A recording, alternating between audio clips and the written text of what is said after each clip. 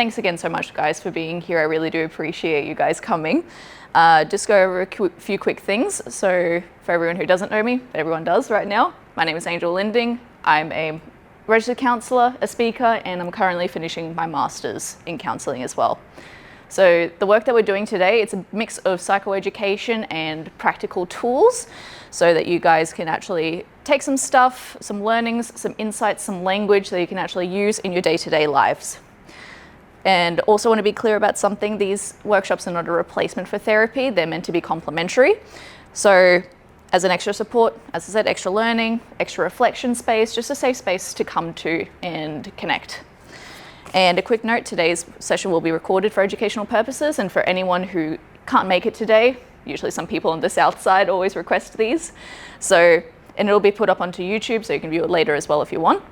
Only I will be in the frame, so none of you guys will be visible, and nothing that you say will be included in the final recording either. So lastly, of course, we're discussing mental health, so that can of course bring up some strong emotions. If at any point you're feeling unwell or overwhelmed, I want you guys to prioritize your own well-being. You're welcome to step out, take a breather, leave entirely, just tune into what you need and honor that. So I want to say something before we start today. So maybe we're feeling today a little bit lost. Maybe we don't know where we really want or what way to get there. Maybe you used to know and you don't anymore. Maybe it feels like everyone around you seems to have a plan and somehow you don't. And that feeling doesn't mean that anything is wrong in general or with you. It is common and it is very, very human. Almost everyone in this room has felt that way before, myself very much included, whether we like to admit it or not. And today isn't about finding your whole life purpose in a whole hour. That is a little bit unrealistic, and I don't want to give you that expectation. But what I will leave you with today is a smaller, maybe more useful way of a clearer sense of who you are and something you can do with that moving forward. So what I want you to think about, how I want you to think about direction today is not as a destination, but as a compass, and that's a metaphor we're going to be using today. And it's a compass that you already have.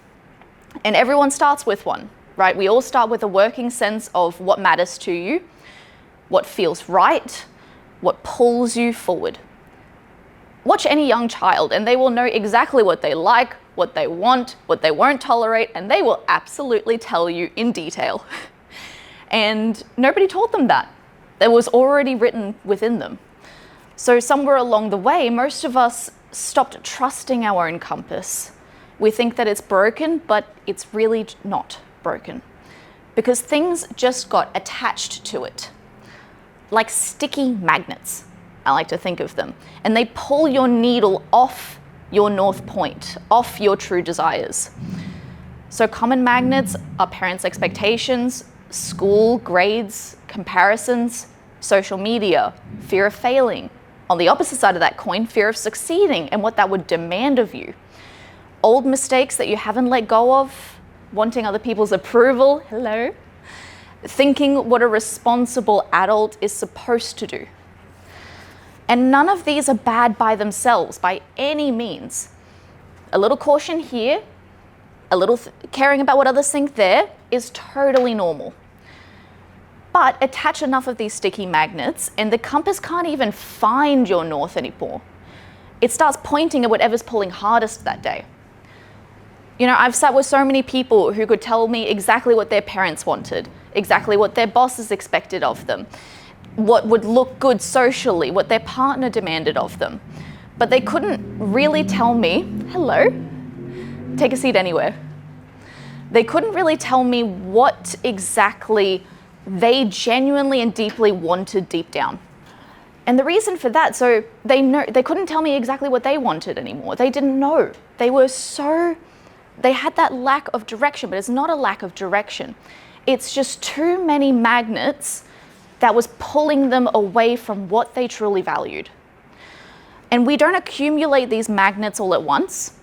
They often build up over years and over time, usually after something that was painful. Maybe it was a criticism that added one, a harsh comment by a parent that added another, a social abandonment, a failed relationship, a redundancy, a public embarrassment. Each one adds another sticky magnet to your compass. And by adulthood, a lot of us are carrying dozens of them without even realizing. And that's why the compass can sometimes feel stuck. And you feel that you aren't quite sure of where you're actually going. It's just overloaded. So there's a reason these magnets also just don't disappear once you've made peace with that original situation. Psychologists have a name for it, and they call it schema. So a schema is a deep-seated belief formed by repeated experience, especially painful experience, that keeps steering your decisions long after the situation is over. You're not consciously replaying that bad grade or that harsh comment, but the belief it left behind, I'm not good enough, don't stand out, play it safe, that stays. And it keeps silently voting on your behalf. So that's the mechanism behind a lot of these magnets and why they get stuck. And so the first idea that I want to leave you with is that the compass is not broken. It is just covered in magnets so that it can't find that north point anymore. And that distinction is also important because it changes the whole problem. So we're not replacing our compass, because that can be a very massive and daunting task. But we're clearing away some of those magnets so that you can feel your true north and your values again. And that's much more achievable in a shorter amount of time. And that's what we're doing today. So, and here's the second idea that trips a lot of people up. It's when we feel lost, we tend to do three things and mistake them for direction. So firstly is movement. So staying busy, and it feels like you're doing something, it feels like you're moving, you're going somewhere. Or two, productivity. So you're ticking boxes, you're making to-do lists, so it feels like that's proof of progress going somewhere. And three, approval. So this is doing often just what gets praised.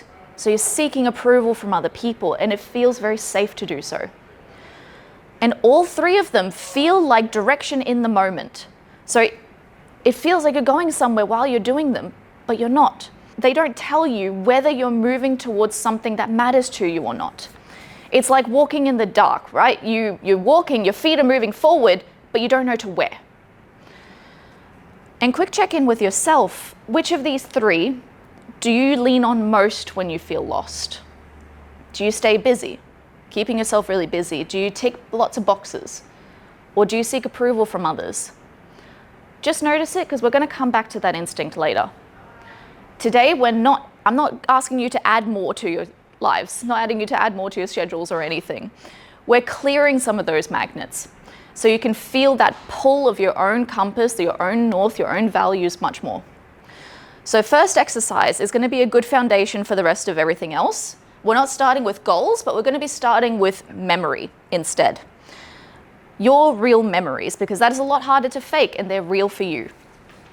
So if you're comfortable too, I invite you to close your eyes. If not, just let your gaze go downwards.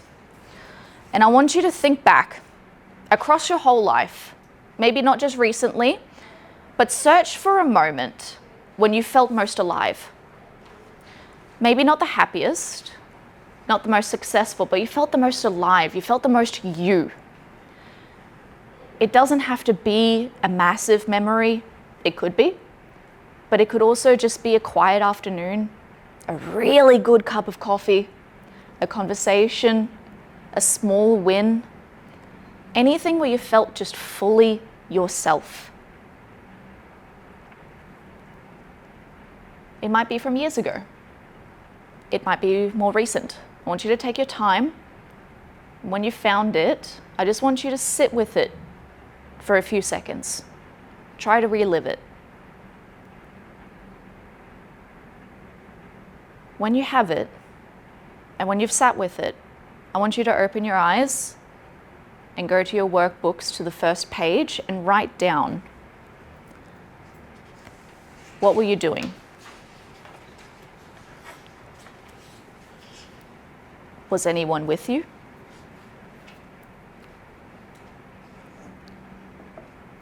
How did time feel at the time? Was it fast?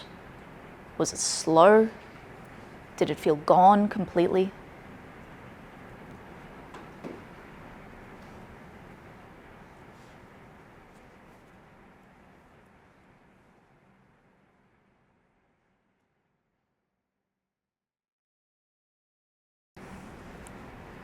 All right.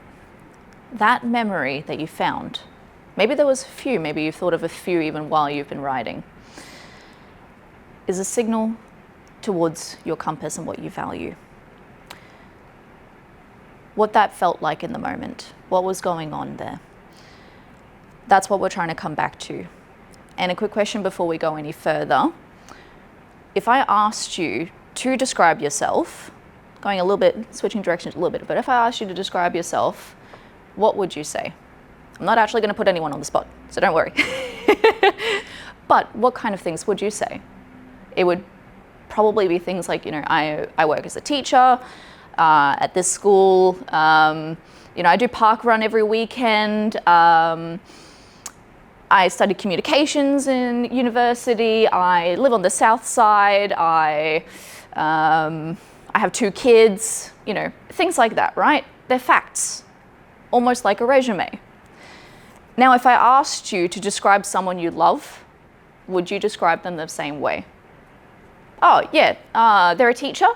They have 2 kids. They go for park runs every weekend.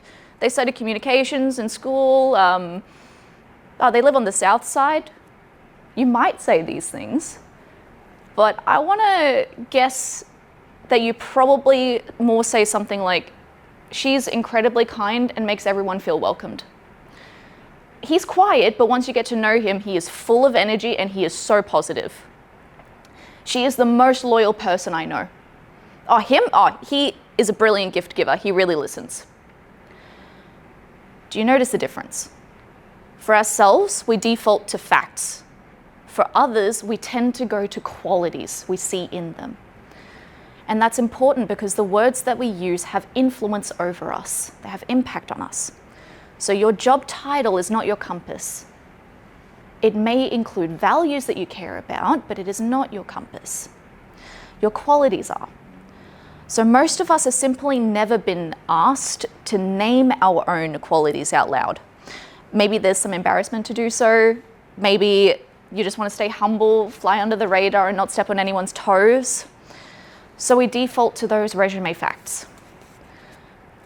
And now across that memory that we mentioned, any others that have come to mind as well, look for a quality that shows up in them.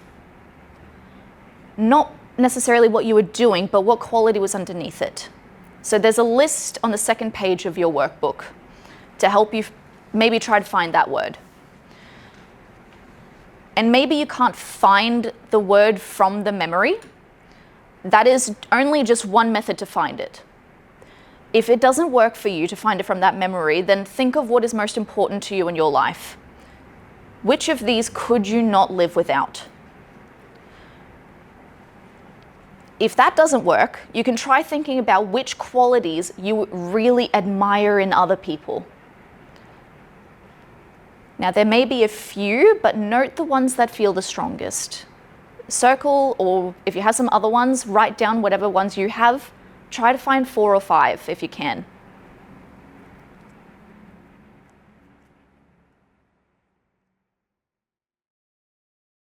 This doesn't have to be the list that you have forever. This changes. This is just the qualities that you value right now at this point in your life. That changes as we go, but it's just nice to kind of get an idea of what we value at this time.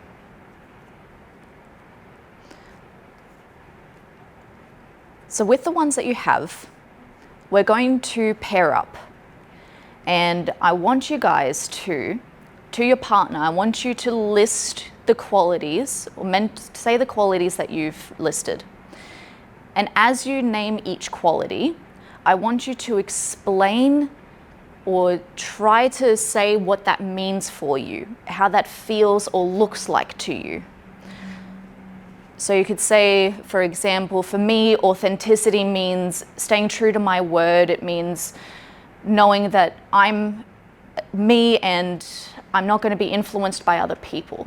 Something along those lines. Just explain what that quality means for you, how it looks or feels. And then the other person, once you've done listing your 5, or however many you've got, the other person is going to try to say to you which one that they noticed you talked about the most and you came alive while talking about. So you could say something like, when you spoke about curiosity, your face really lit up. Or you seemed really certain when you were discussing authenticity and you were using a lot of strong words. So describe your qualities, what it looks or feels like for you for each one. And then your partner talks about what they noticed when you were speaking. What did you notice in them, I guess? Which one did you notice that they changed the way that they moved or the way that they talked a little bit? And then we'll swap.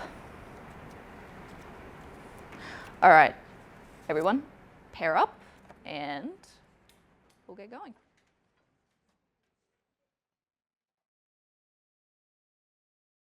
Your compass, right? So it's not a job title, it's not a 5-year plan, it's a short list of qualities that are true about you when you're at your best and you feel at your best. But then the problem is, even though we know these qualities and we have them, if your compass is still working, why does it feel off? Because the direction is rarely ever absent. As I said, it's competed with. That's why I use the magnet analogy. And here's what it's competing with. So it's competing with fear, comfort, habits, an old identity, saying, that's just who I am. That's how I've always been. Other people's needs, responsibilities maybe you didn't choose, but you inherited.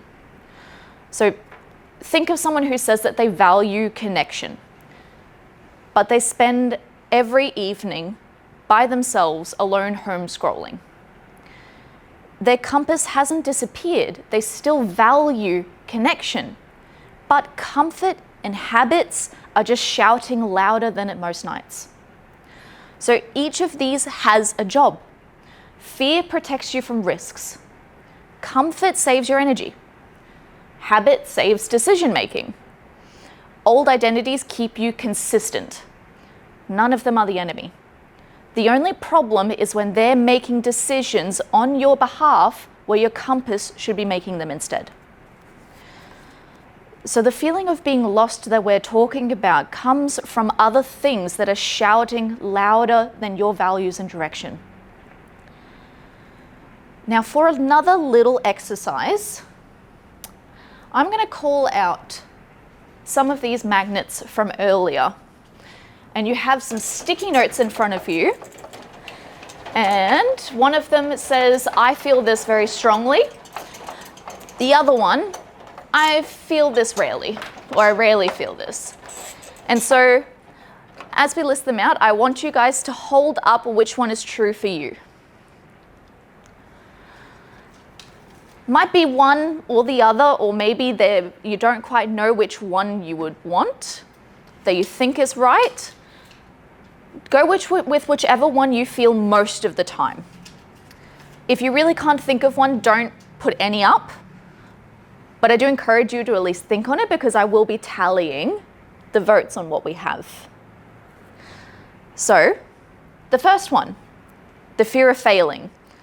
So thinking that if I try this and it doesn't work, what does that say about me? Do we feel this one strongly or not very much? Yep. All right, 5 strongly. We can see now which magnets are pulling us most. And this is so human and so normal. That's also why I wanted to do this, just to illustrate this. It's so normal, everything that we're feeling, right? But it doesn't need to be what guides us forward. So we've just seen by a show of hands which magnets hit the hardest in this room. So we have the fear of failing, staying busy to avoid things, comfort and familiarity, and then avoiding disappointing others. Those are the ones that are hitting the strongest for everyone collectively here. Before we do something more with this, there's something that's worth knowing. There's a concept in behavioral psychology that's called present bias. And so present bias, once you understand it, it makes everything make a lot more sense.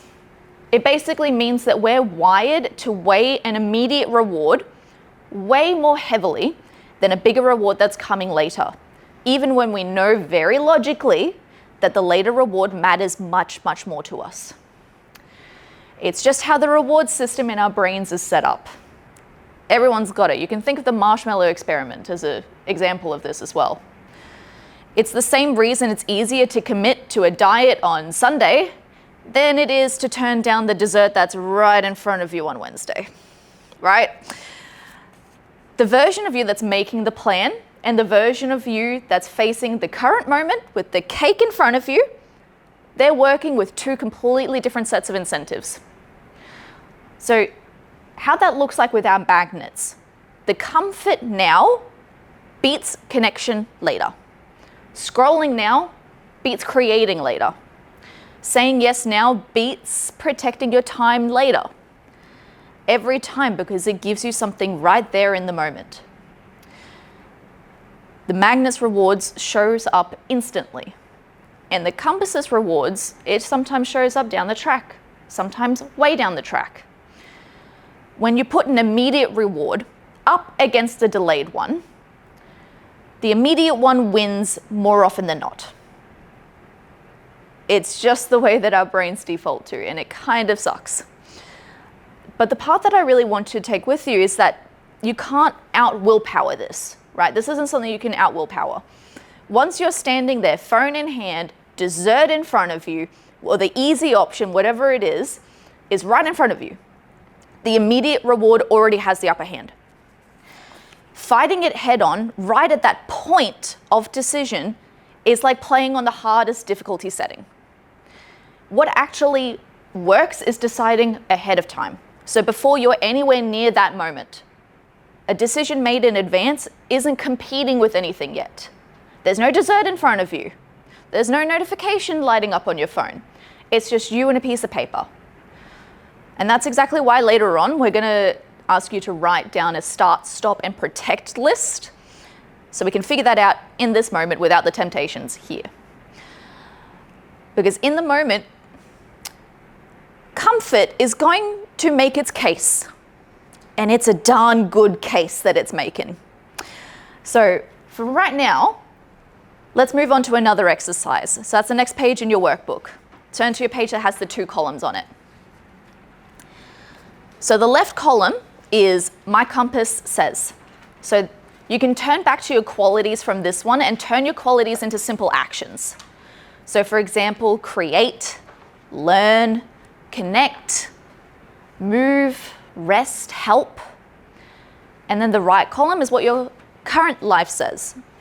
So be honest, what fills your week?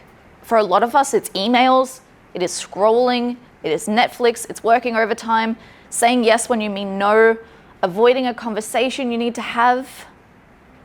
I want you to write down in both columns. And note that some of these things in our current life, we have to do because we're living. So don't be too hard on yourself. Some things just need to be done.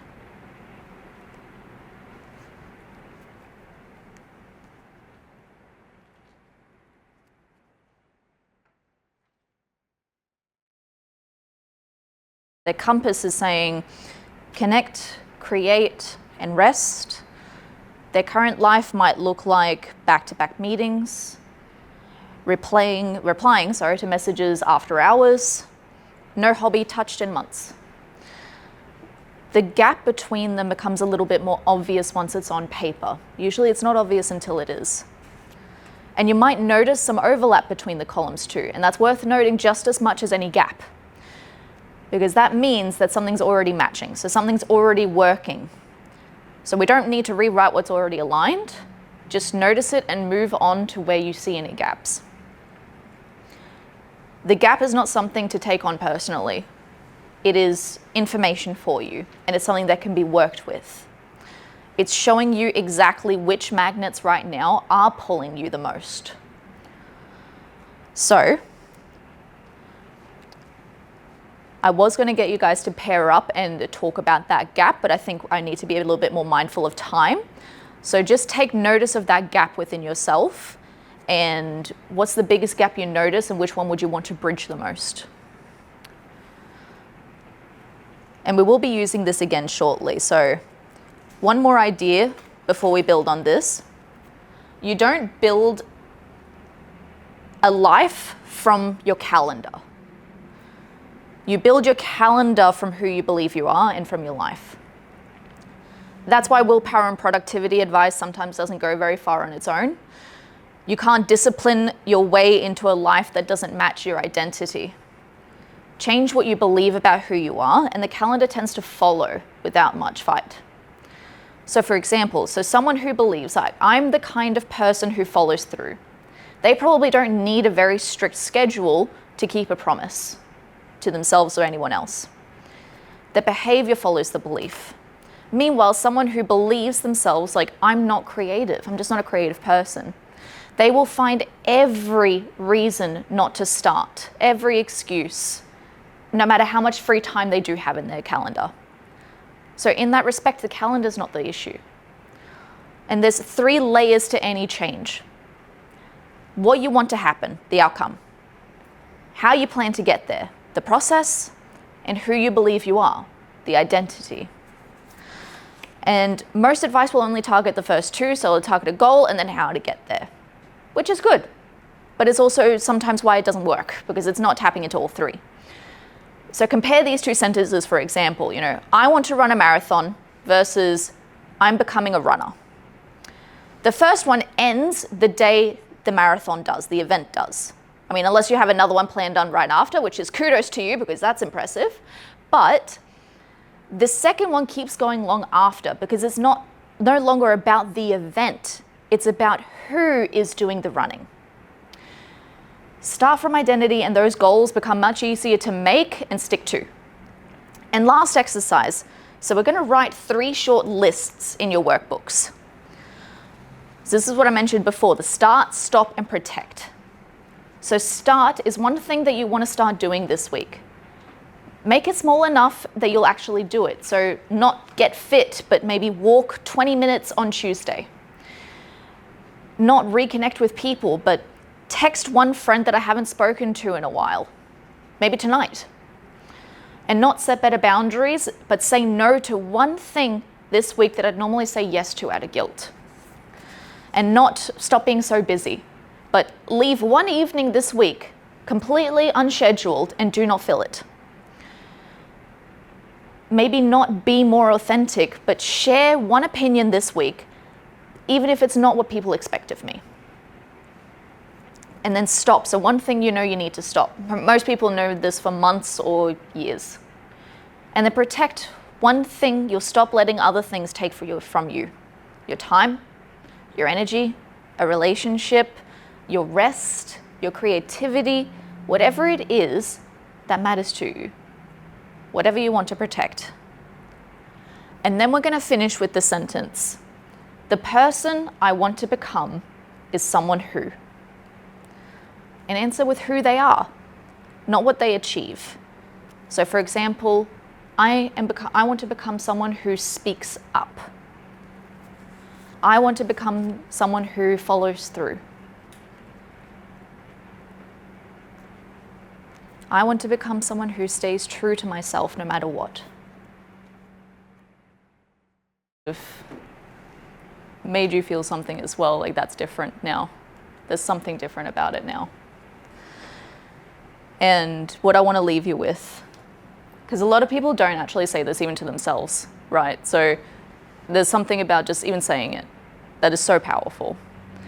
And one last thing before we finish up, because we are getting close, is that direction isn't sort of one big decision, and it's not made once. It's thousands of smaller things that are made daily. So every choice that you make is either saying, this is who I am, or this isn't who I am, both for behavior you want and behavior that you don't want. So you don't need a 5-year plan today, although in your workbooks, I do have a 12-month plan that you can do from home. So But what you did need to remember today was what your compass felt like, what those qualities felt like, and you've done that now. And so you don't become the person that you want to be someday. You become someone today with every single choice that you make. And tomorrow you get another vote. So there's 3 things to remember if you forget everything else. Your compass is not broken. It's just covered in these magnets. Secondly, the gap between what you want and your current life is simply information that you can use for your benefit. So don't beat yourself up for it. And then 3, you don't need a whole map. All you need is just that one first step forward. So thank you guys for being here for today and being so honest with me. You know, it takes a lot of courage and I don't take it for granted. I really do appreciate it. One last thing, if you leave here and feeling lost, that sort of feeling comes back next week. Like, don't feel that today was worthless and completely just in the trash, throw it away. It just means that a magnet found its way back and it's pulling at you again. So now you know what to do with it, right? So go back to your compass, your qualities, your values, notice that gap, what you want to do about it, what you can do about it, and cast another vote. That's all the practice has. Thank you guys.